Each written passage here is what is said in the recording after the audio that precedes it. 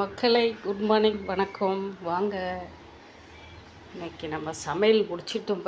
நேரத்தில் முடிச்சிட்டேன் கொஞ்சம். அதனால் இந்த கீரை பொன்னாங்கண்ணி கீரை, நம்ம செடியில் விட்ட பொன்னாங்கண்ணி கீரையும் கொஞ்சோண்டு ரேஷன் கடை பருப்பு இருக்கு இல்லைங்களா, அந்த துவரை போட்டு பூண்டு நிறைய போட்டு, சின்ன வெங்காயம், பூண்டு, நம்ம செடியில் விட்ட பச்சை மிளகாய் போட்டு நல்லா கடைஞ்சி தாளித்து வச்சுட்டேன். ஒரு டிக்கெட் சாப்பிட்டு கிளம்பிட்டாங்க தம்பி. அவங்க 2 டிக்கெட்டில் 1 டிக்கெட்டு சாப்பிட்டு கிளம்பிடுச்சு.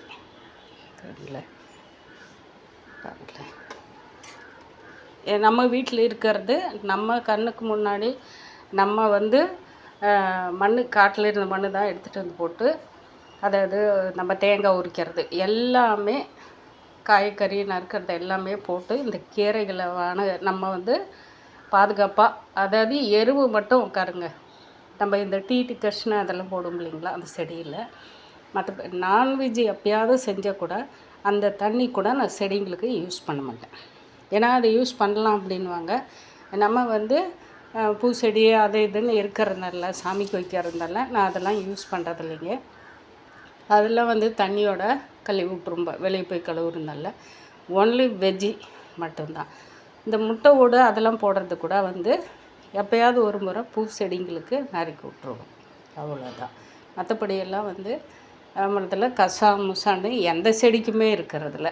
நம்ம சாப்பிட்ற காய்கறியை வச்சு தான் நம்ம எல்லாமே உரமாக இந்த பூண்டு, வெங்காயம் இதெல்லாம் உரிக்கிறத போட்டு எல்லாம் அது மண் போட்டு எல்லாம் குமிச்சு வச்சுருக்கிறேன்.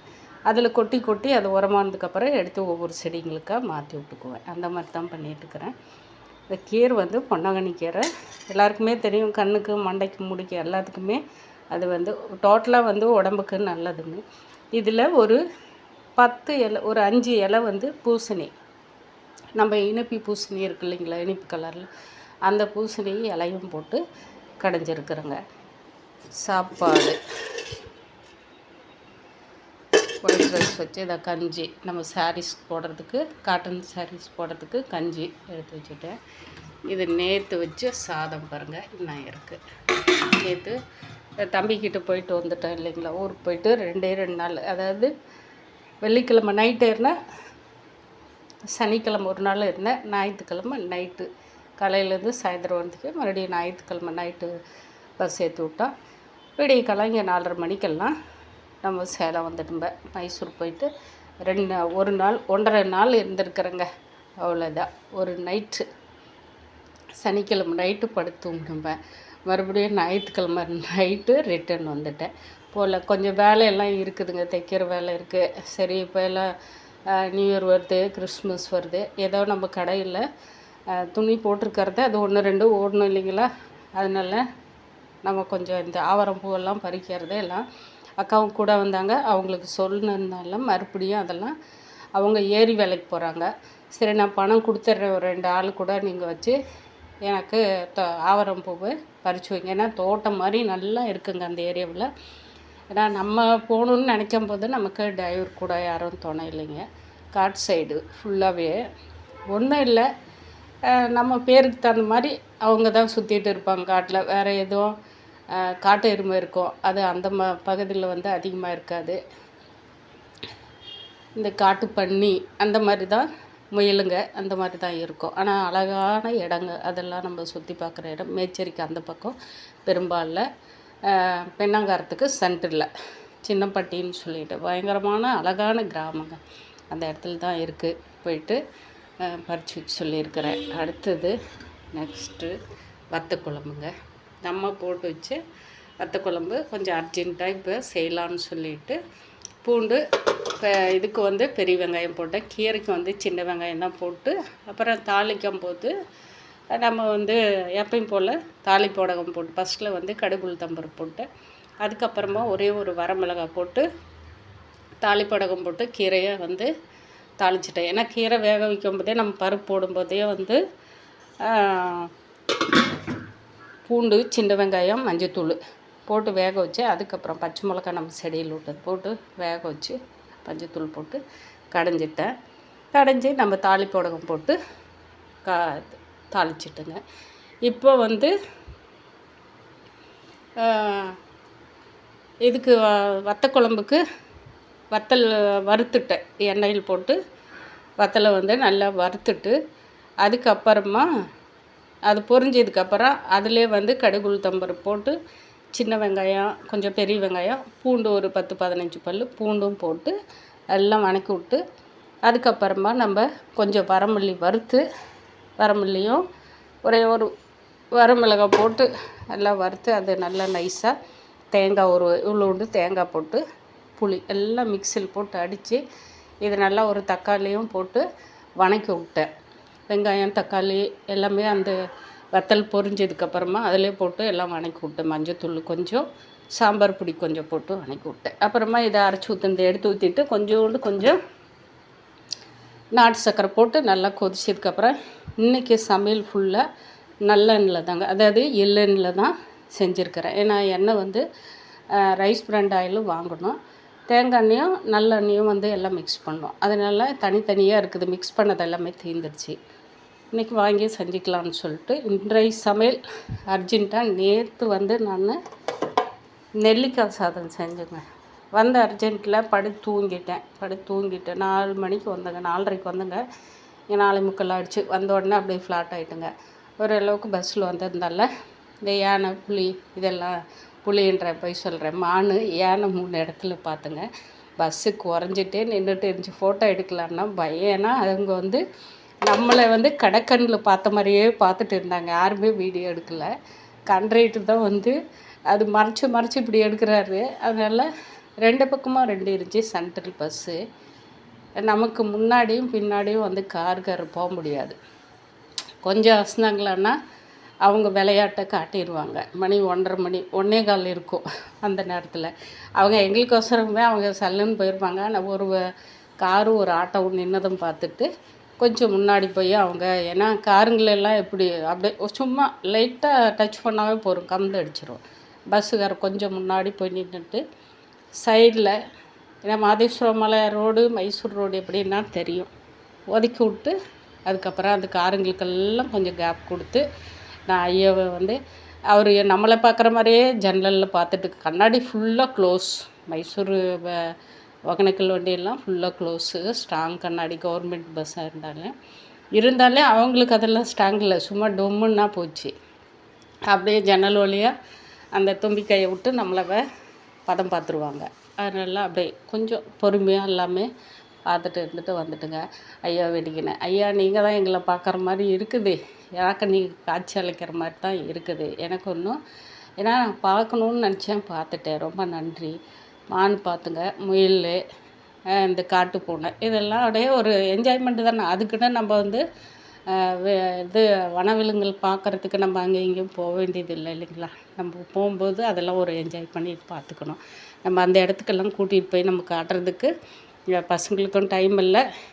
இந்த டைம் வந்து பெரிய பையன் அதை வீடியோ எடுத்தேன், சரியாக காற்றுல வந்து விழுவுலைங்க. காற்றுன்னு இல்லை, ரொம்ப அழகாக மைசூர் போனால் அது அங்கே பார்க்காம மக்கள் இருக்க மாட்டாங்க, அவ்வளோ நல்லா இருக்கு. ஏன்னா நமக்கு அந்த இடத்துல தண்ணி அங்கேருந்து இங்கே வருது இல்லைங்களா, அந்த கங்கை எவ்வளோ பாதுகாப்பாக அந்த நாட்டுக்கார் மைசூர்கார் எப்படி வச்சுருக்குறாங்க. ஒரு புல் பூண்டு பக்கம் இருக்கக்கூடாது, வேலி போட்டு ஒரு காக்கா குருவி கூட அதை பறந்து போய் உக்காந்தான் தண்ணியை குடிக்கணும். அந்த அளவுக்கு பச்சை பசேன்னு அழகாக ஒரு தூசு படுறது கூட கொஞ்சம் நமக்கு டவுட்டு தாங்க. கடல் மாதிரி தான், அவ்வளோ கண்ணு கேட்டுற தூரம் வரைக்கும் இருக்குது. அப்போ அந்த தண்ணி அவ்வளோ பாதுகாப்பாக நமக்கு அனுப்பிச்சி வைக்கிறாங்க. இடையில் வர்ற தண்ணி தான் நமக்கு எல்லா கலேஜும் கலந்து வருதுங்க. ஒரு சத்தம் இருக்கக்கூடாதுங்க. அதாவது ஃபுல்லாக மார்பிள், கருங்கல் மார்பிள் போட்டிருக்கிறாங்க கட்டடங்கள். நவகிரகங்களில் அவ்வளோ அழகாக. அதே மாதிரி கோதாபுரி, காவேரி அவங்களெல்லாம் அழகாக ஒவ்வொருத்தரும் அவ்வளோ அந்த கோல்டு நகைங்களை போட்டு அவ்வளோ எதைனா உள்ளே நுழையும் போது கட்டடம் இல்லை, பூ பழம் இல்லை, ஊதுபத்தி இல்லை, எதுவுமே இருக்கக்கூடாது. அமைதியாக போய் அமைதியாக சாமி வந்து அவங்க அலங்காரம் பண்ணி வச்சுருப்பாங்க. நம்ம வழிபட்டு வர்றது தான். நவகிரகங்கள்லேருந்து எல்லா கடவுளுமே அந்த இடத்துல வச்சுருக்குறாங்க. சென்ட்ரலில் கிருஷ்ணன் வந்து பிள்ளாங்கடலோடு இருக்கிறாரு. அவருக்கு மட்டும் ஒரு மாலை போட்டு துளசி வச்சு ஒரு தீபம் ஏற்றி வச்சுருக்குறாங்க. அது நம்ம தீபத்தை மட்டும் வணங்கிட்டு வந்துடலாம். விபூதி கிபூதி எதுவுமே அந்த இடத்துல இல்லை. வந்து அமைதியாக உட்காந்துட்டு ஃபோட்டோ எடுக்கிறதுக்கோ எதுக்குமே நாட் அலோட். அந்த இடத்துல எல்லாம் அந்த சிப்பங்களோட எல்லாம் ஃபோட்டோ நிறைய எடுத்து வச்சுருக்குறாங்க, யாருமே இல்லை. ஆனால் செக்யூரிட்டி பயங்கரமான பாதுகாப்பு. பாத்ரூம் அதுதான் அவ்வளோ நீட்டாக இருக்கும். ஒத்த பைசா அங்கே கட்டார் பைசா எதுவுமே அந்த எல்லையில் வந்து எங்கேயுமே பைசா வாங்கிறது இல்லைங்க. அவ்வளோ சூப்பராக இருந்தது. எல்லாருமே போனீங்களான்னா கண்டிப்பாக என்ஜாய் பண்ணிவிட்டு டைம் கிடைக்கும்போது உங்களுக்கு மைசூர் போகிறவங்க அந்த இடத்த போய் பார்த்துட்டோங்க. நம்ம டேமுக்கு போகலான்னு தம்பி, பயங்கர வெயிலுமா இந்த டைமில் வேணாம், ஏன்னா எல்லாருமே வந்து டயர்டாக இருக்கீங்க. அங்கே கோயிலை சுற்றி பார்க்குறதுக்கு நமக்கு ஒரு ஆனந்தம் அவ்வளோ நல்லா இருந்து வரும்போது குழந்தைங்க வந்து தூங்கிட்டாங்க. எங்களுக்கு சேட்டை சத்யராஜ் படத்தில் இவங்க வந்து வா வா வா வா வா வான்னு சத்யராஜை கூப்பிட்டே இருக்கும் பாருங்கள், அதே மாதிரிங்க எங்கள் பேராண்டி ராவடி அவங்க அப்பாவை பிடிச்சிட்டு முன்னாடி உட்காந்துட்டு ஏதோ ஒன்று நடத்திட்டு அதெல்லாம் அம்மா வாங்கன்னு சொல்லிவிட்டு ஃப்ரெஷ்ஷாக அப்பயே மீனை பிடிச்சி செய்கிற இடத்துல வந்து ஆற்று மீனில் மீன் வாங்கி கொடுத்தபடி எல்லாம் சாப்பிட்டு சாப்பாடு ஆர்டர் கொடுத்துட்டான். இன்னும் போய் நான் செஞ்சுட்டு அதெல்லாம் ஒன்றும் வேண்டான்னு சொல்லிட்டு 2 நாளும் எங்கள் சின்ன பையன் சொன்னதுக்கு நான் சொன்னேன், நாங்கள் வந்து என்ன ஃபேமஸாக தம்பின்னு. உடனே அன்றைக்கி வந்து சிக்கன் எடுத்துருந்தாங்க. வந்து நாங்கள் சாப்பிட்டு மதியானமும் சாப்பிட்டு விட்டுங்க. நைட்டு வந்து போயிட்டு அந்த தட்டு இட்லின்னு சொல்லிட்டு தட்டு இட்லியும் சாம்பார், பொட்டுக்கடலை சாம்பார் தாங்க அவ்வளோ சூப்பராக இருந்து, சட்னி வாங்கிட்டு வந்துட்டான். சாப்பிட்டு பாரு, என்ன பொடி தோசை மசாலா தோசைன்னு தான் உன் பையன் சொன்னான் இல்லை, இதுதான்மா சாப்பிட்டு பாரு நீன்னு சொல்லிட்டு வாங்கிட்டு வந்துட்டான் எல்லாருக்குமே பார்சலு. அது அடுத்த நாள் கூட இருந்தது எல்லாமே. அப்புறம் காலையில் வந்து நம்ம பொடி எடுத்துகிட்டு போனதே சாதம் இருந்ததை தாளிச்சு விட்டேன். அப்படியே சும்மா தாளித்தேன். எல்லாருமே கொஞ்சம் இட்லி தோசை ஊற்றுந்து சாப்பிட்டு வெளியே கிளம்பிட்டுங்க. பார்த்துட்டு வந்துட்டுங்க. நைட்டு கிளம்பி வந்துட்டேன். அந்த மாதிரி எப்பயோ ஒரு நாள் இப்போ இந்த நமக்கு காட்டு விலங்குகளை பார்க்குறதுக்கு ஒரு சந்தர்ப்பம் கிடைக்கிது இல்லைங்களா, அதை யூஸ் பண்ணிக்கலாம். நம்மளை கூட்டிகிட்டு போய் எல்லாம் அங்கேயும் இங்கேயும் சுற்றி காட்டுறதுக்கு பசங்க கூப்பிட்ற இருந்தாலே நமக்கு மனசு வந்து அந்தளவுக்கு போகிறது இல்லைங்க. அது எல்லாருமே வந்து நம்ம கூட இருந்து சந்தோஷமாக என்ஜாய் பண்ணணும்னு சொல்லிட்டு தான் ஒரு பையன் அங்கேருந்து ஒரு பையன் இங்கேருந்து ஃபேமிலியோட நம்ம எல்லாம் போனோம்லன்னா நல்லாயிருக்கும். பல வருஷங்களில் தனிமையிலேயே பண்ணிட்டு எல்லாமே சரி பார்க்கலாம், இதுவும் கடந்து போகலான்னு சொல்லிட்டு எப்போவுமே கூட போனால் அக்காவங்களும் செலவு பண்ணுறாங்க. எல்லாமே அவங்க தான், ஸ்வீட் காரம் எல்லாமே அவங்களே வாங்கிட்டாங்க. பஸ் டிக்கெட்டு எடுத்துட்டாரு. அப்புறமா வந்து நமக்கு எந்த செலவும் இல்லை. அது யாருமே எதிர்பார்க்கறதில்ல. அவங்களும் அவங்க குழந்தைங்களுக்கு எப்படி பண்ணுவாங்களோ அந்த மாதிரி பேர குழந்தைங்களுக்கு பண்ணுவாங்களோ அதே மாதிரி எல்லாமே பண்ணிவிட்டு நீ சும்மா வரமாட்டியா அப்படின்னு சொல்லிட்டு வரும்போது டிக்கெட் மட்டும்தாங்க நான் எடுத்தேன். அவ்வளோ சூப்பராக எனக்கு கொண்டு வந்து வீடு சேர்த்துட்டு அவங்களும் கிளம்பிட்டாங்க. ஏன்னா அவங்க எல்லாமே காட்டு வேலை செய்கிறவங்க. ஒரு நாளைக்கு போனால் 500-600 ரூபாய் அவங்களுக்கு இருந்தாலே நான் கூப்பிட்டேன். ஒண்டியை போகிறதுக்கே எனக்கு கூட யாராவது இருந்துச்சேன்னா எனக்கு ஒரு தைரியம், ரொம்ப கோலை தான். கூட யாராவது இருந்தால் நமக்கு அவங்க கூட இருக்காங்களேன்னு ஒரு தைரியத்திலே இருப்பேன். அந்த மாதிரி ஒரு சந்தோஷம். இன்னொரு காலகட்டத்திலலாம் நம்ம எப்போவுமே முடியாது, அதெல்லாமே கடந்து போயிட்டோம். இன்றைக்கி நாளைக்குன்னு சொல்லிட்டு யாரு கூடயும் நம்ம சேர்ந்து இருந்து வாழ்க்கையை வந்து நமக்கு கொடுப்புன்னு இல்லைன்னு சொல்லிட்டு இருக்குது. அப்போ நம்ம சொந்த பந்தமாவது ஏதோ கிடைக்கும்போது ஒரு 5 நிமிஷம் லைஃப் லாங்காக யாருமே கூட வர்றதில்லை. இருந்தாலும் அந்தந்த டைமில் நமக்கு இருக்காங்களா, பிள்ளைங்க இருக்காங்களா, அண்ணன் தம்பிங்க இருக்காங்களா, இன்னொரு ஜென்மத்தில் யாரையும் நம்ம பார்க்க போகிறது இல்லைங்க. எதுவுமே வந்து நம்ம இது நம்ம செய்யாமல் போயிட்டோம்லே, இது அவங்க கேட்டாங்களே, இவங்க கூட நம்ம இருக்காமல் அந்த மாதிரி தான் நம்ம கடந்து போயிட்டோம்லன்னா ஃபீல் பண்ணி யாருக்கும் எந்த பிரயோஜனமே இல்லை. அப்போ இன்னொருத்தருக்கு அதை செஞ்சாலே எந்த ஒரு இதுவுமே இல்லை. ஏன்னா ஒருத்தருக்கு நம்ம வந்து உண்மையை செய்யாமல் ஒரு அன்பு காட்டாமல் எல்லாத்தையும் தள்ளி போட்டு போனால் நம்ம தூங்கி எந்திரிக்கிறதே நிஜமில்லை.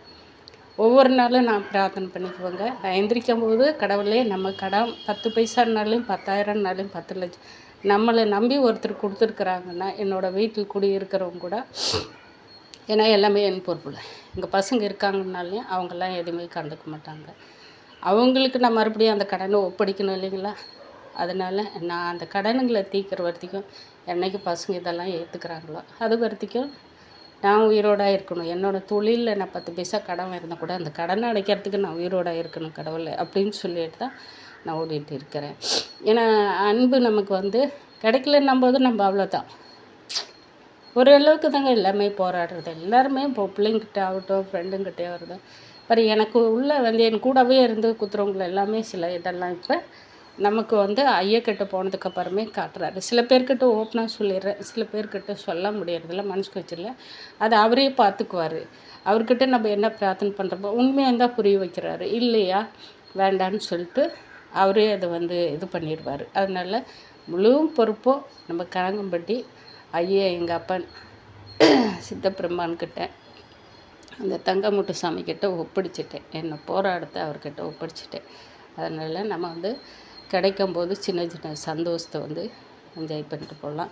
இன்றைக்கி சமையல் இருந்துட்டு எவ்வளோ பேசிட்டேன், அறுத்துட்டேன். அது டைம் கிடைக்கும்போது மனசுக்குள்ளே இருக்கிறத சில பேருக்கு நம்ம வாய் விட்டு பேசினாலே அது போர் அடிக்கும், அது எரிச்சலாக இருக்கும்.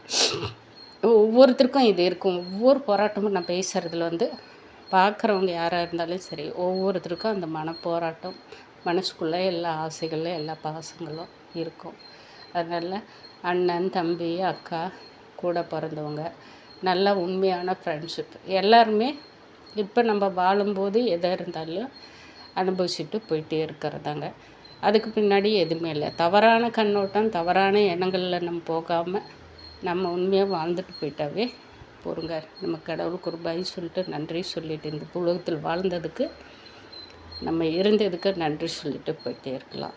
பாய் மக்களை, இந்த கதை யாருக்காவது இது உண்மை கதை நான் பேசிட்டு இருக்கிறது அறுத்தது இது உண்மை. அதனால் சாப்பாடு, கீரை கடைச்சல், ரசம், நைட் வச்சு தக்காளி ரசம், ஒரு வத்தக்குழம்பு இல்லைதாங்க இன்றைய சமையல். ஏன்னா இன்றைக்கி கடையில் கொஞ்சம் வேலை இருக்குது, தோசை துணி இருக்குது, அதெல்லாம் எடுத்து காய போட்டு சாப்பிட்டு கிளம்புறதாங்க. பாய்.